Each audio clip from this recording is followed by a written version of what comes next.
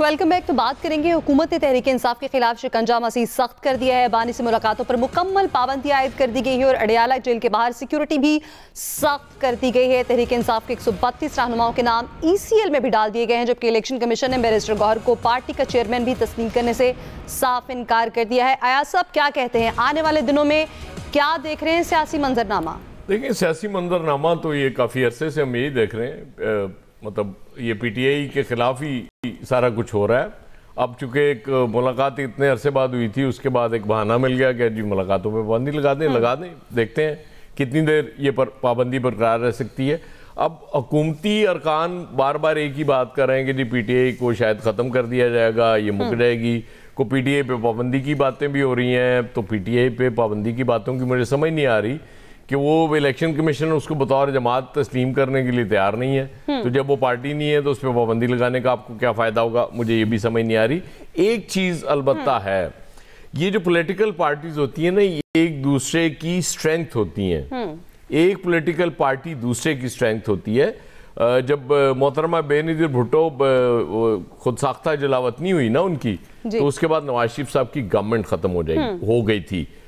तो अब इसी तरह ये जो दोनों पॉलिटिकल पार्टीज हैं, पीपल्स पार्टी और PMLN, इनके लिए बहुत बड़ा सहारा PTI मौजूद है, क्योंकि PTI एक ऐसी पार्टी है जिसकी वजह से इनकी भी रोजी रोटी चल रही है। सही। जिस दिन ये इसमें कामयाब हो गए कि PTI को किसी तरीके से बिल्कुल ही बर्बाद करने में कामयाब हो गए, उस दिन से इनका भी काउंटडाउन शुरू हो जाएगा। ये मेरी राय है, आप इससे इख्तलाफ कर सकती हैं और आपने करना है, मुझे पता है। लेकिन मैं आपको बता दूं, ये बड़ा जरूरी होता है। एक पॉलिटिकल फोर्स के लिए दूसरी पॉलिटिकल फोर्स का स्ट्रांग होना बड़ा जरूरी होता है। बहरहाल बाकी मर्जी। आमिर साहब क्या कहेंगे, हुकूमत की जानिब से मशवरा दिया जा रहा है कि तहरीक इंसाफ बानी के बयानिए से अलग हो जाएं। देखें, जब DGISPR ने कहा कि इमरान खान का जो बयानिया है वो फौज और अवाम में दरार डालने वाला है, तो बात तो ओपन हो गई।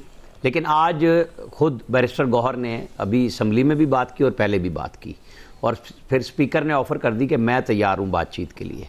जितनी मर्जी सख्ती हो जाए, असल बात यह है कि इमरान खान को तो समझ नहीं आ रही। बेशक वो पार्टी के सरबराह हैं, बयानिया उनका चलता है, नाम भी उनका है, वोट भी उनका लेते हैं, लेकिन वो जिस तरीके से चीफ ऑफ आर्मी स्टाफ के खिलाफ मुसलसल एक बयानिया लेके चल रहे हैं।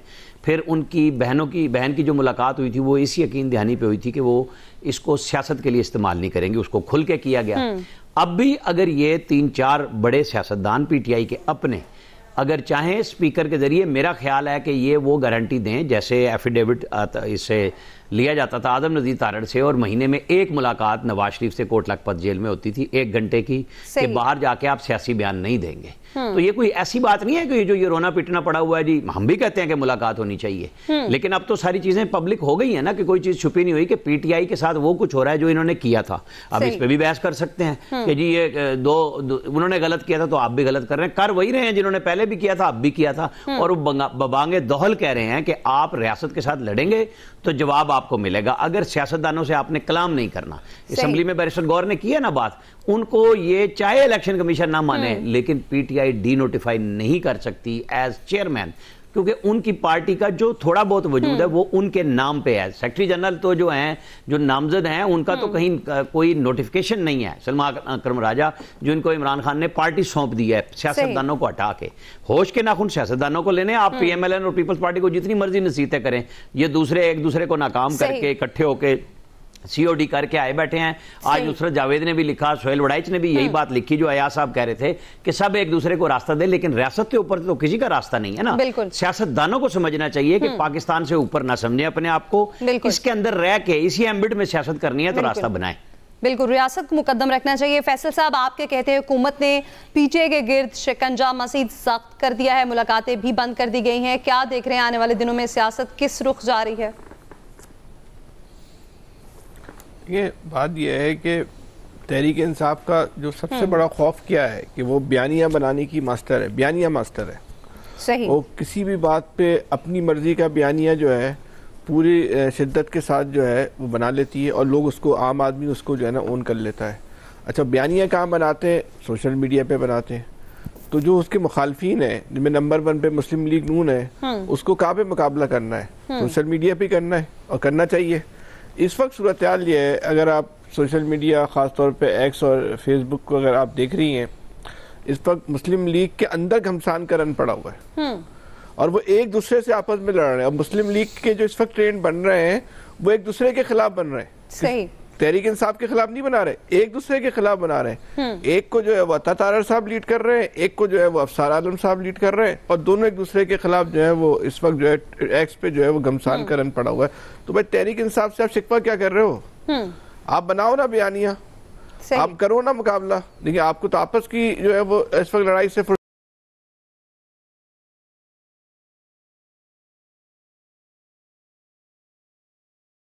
आपके अंदर जो एहलियत है वो खत्म करो। आप भी ना बनाओ, हमारी भी जान छुटे और आप भी ना करो और आपस में एक दूसरे से इस वक्त लड़ने में लगे। बिल्कुल ऐसा ही। इंटरेस्टिंग बात ये कि मैंने नाल सुहेल वड़ाइच का आर्टिकल देखा ना नुसरत जावेद साहब का, लेकिन मुझे खुशी हुई कि कुछ और लोग भी इस तरह से सोचते हैं। सही। खालिद साहब, आप क्या समझते हैं? फैसलवाड़ा की जानिब से भी पीटीआई को लेकर सख्त पैगाम सामने आया है, क्या कहेंगे?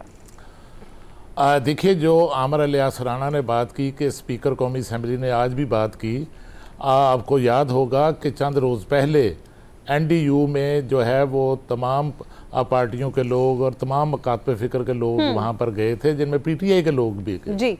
और वहाँ पर एक PTI के एक MNA थे बक्कर से, आमर लियाज साहब के अपने ज़िला से, मस्ती खेल ने वहाँ पर सदर पाकिस्तान आसिफ अली जरदारी को सवाल किया कि आप तो मफाहमत के बादशाह हैं, तो फिर आप इस वक्त मफाहमत के लिए कोई करदार क्यों अदा नहीं करते? कदर कलामी की माजरत, इलियास साहब आपसे भी माजरत, आपका मौक़िफ़ नहीं है, आपके प्रोग्राम का वक्त खत्म हो चुका है। फीडबैक दीजिएगा, अपना ख्याल रखिएगा, अल्लाह हाफ़िज़।